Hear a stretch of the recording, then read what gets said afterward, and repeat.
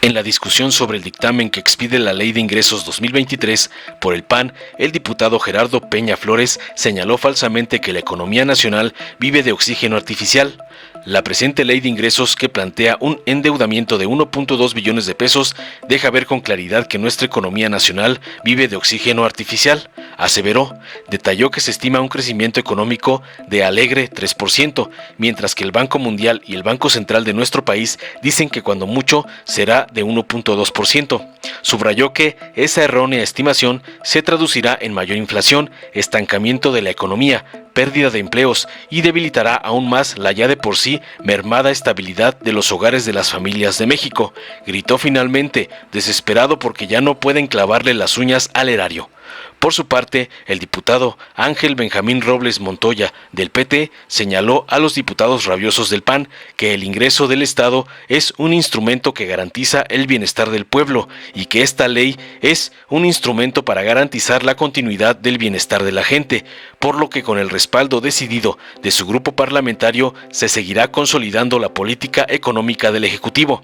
Resaltó que se está a punto de entrar al 5º año de gobierno y de hacer realidad un proyecto de nación para y por la gente, por una política económica con visión social, sin más deuda, sin aumento a los impuestos de la gente, sin condonación ni complicidad con las grandes empresas. El voto del Partido del Trabajo será a favor, enfatizó contundente. Veamos a continuación cómo Benjamín Robles del PT hace pedazos a los panistas que endeudaron al país robándose el dinero del pueblo y nos quieren engañar sobre el manejo de la economía.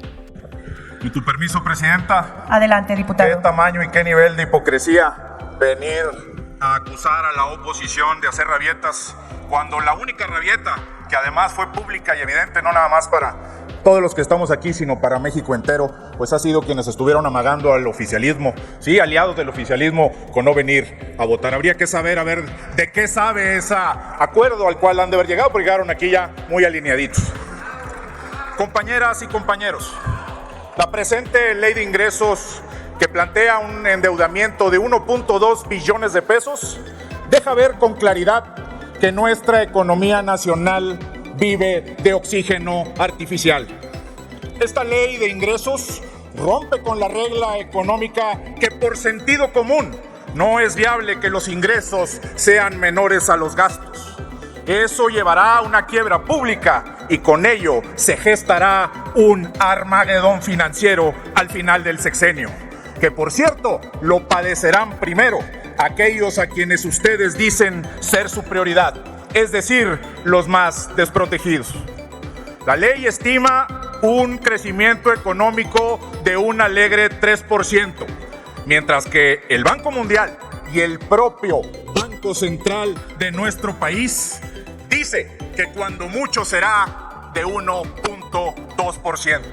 Esa errónea estimación, compañeras y compañeros, se traducirá en una mayor inflación, estancamiento de la economía, pérdida de empleos y debilitará aún más la ya de por sí mermada estabilidad de los hogares de las familias de México.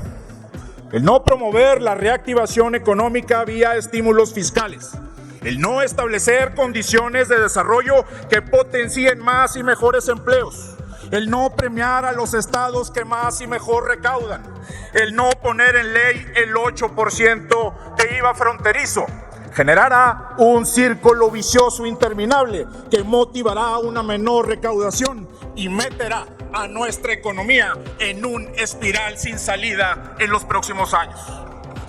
De aprobarse esta ley, volveremos a ver recortes no programados en temas esenciales de salud, de educación, de seguridad. Pero eso sí, seguramente sin tocar programas clientelares, pensando en la siguiente elección y no en la siguiente generación. Compañeros y compañeras, habiendo voluntad, claro que sí es posible obtener recursos para impulsar el desarrollo. ¿Acaso no han visto la dramática caída de la recaudación por la importación de combustible ilegal? Este es el momento. Dejen de aplicar la política del avestruz que cierra los ojos y esconde la cabeza. Combatan el contrabando y recuperen los más de 145,000 millones de pesos que anualmente ha dejado de percibir la la hacienda pública.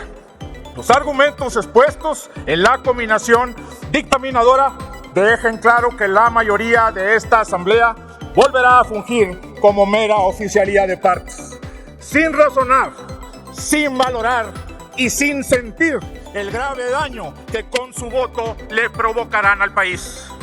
A pesar de exponer elementos fundados y motivados por los grupos parlamentarios de oposición, el oficialismo, siguiendo un guión y alejado de la razón, pretende defender lo indefendible.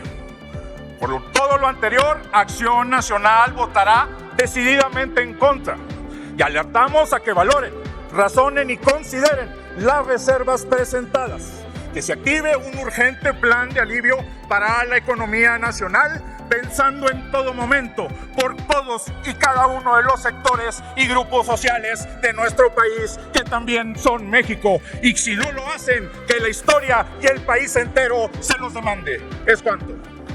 Gracias. Con su permiso, diputado presidente. Adelante, por favor. Compañeras y compañeros diputados, quiero recordar que desde el 2018, durante las discusiones de los paquetes económicos, pues se ha vuelto una costumbre escuchar las rabietas, las estridencias, las ofensas de la oposición.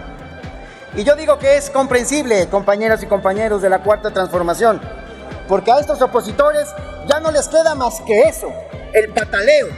Ya no son gobierno, ya no tienen mayoría en el Congreso, ya no tienen inclusive muy pocos gobiernos estatales, ya no tienen moches, ya no les queda nada más que las patadas de ahogado.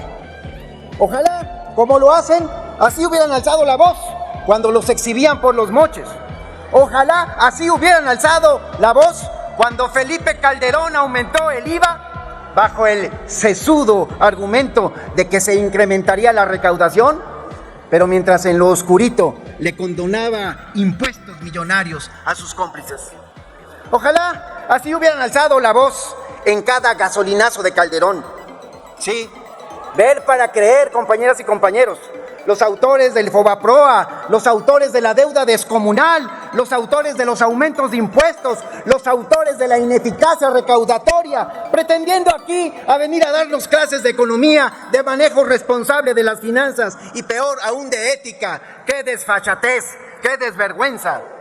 Y no, señores, no vivimos culpando al pasado como ustedes dicen, pero no somos desmemoriados.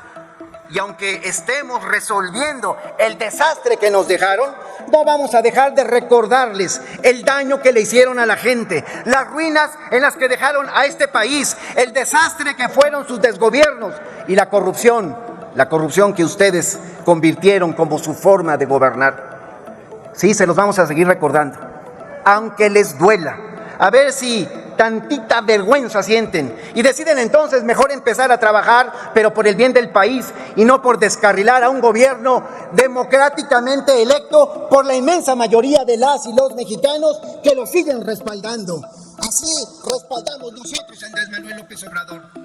Y estamos, pues sí, por ingresar a su quinto año de gobierno, al quinto año de gobierno de Andrés Manuel, el quinto año de hacer realidad un proyecto de nación y para la gente, un proyecto que se ha consolidado a pesar de las vicisitudes, a pesar de que los traidores a la patria, los conservadores, aunque les duela que así se los digamos, a los usureros internacionales que apostaron que nos descarrilaría la pandemia o el colapso de la producción alimentaria.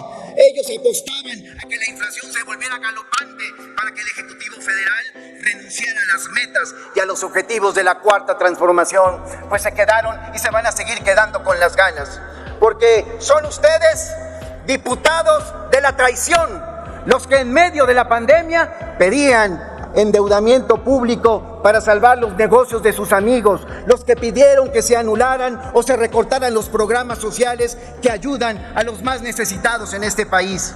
Sí, quisieron aprovechar la pandemia, quisieron aprovechar la inflación para volver a sus recetas neoliberales que generaron pobreza, que generaron infelicidad, como la corrupción también que nos dejaron en este país como su eje motor. Pero reitero, se quedaron y se van a seguir quedando con las ganas.